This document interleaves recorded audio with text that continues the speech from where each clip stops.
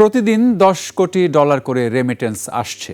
June মাসের প্রথম ২১ দিনে দেশে প্রবাসীরা পাঠিয়েছেন ২০৮ কোটি ৪০ লাখ মার্কিন ডলার, যা দেশীয় মুদ্রায় ২৫,৫৮১ কোটি ১০ লাখ টাকা।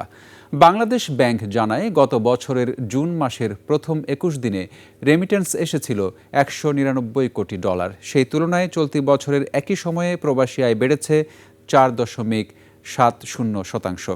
এদিকে চলতি অর্থ বছরের ২১ জুন পর্যন্ত দেশে ৩,৪৮৪ কোটি ১০ লাখ ডলারের রেমিটেন্স এসেছে।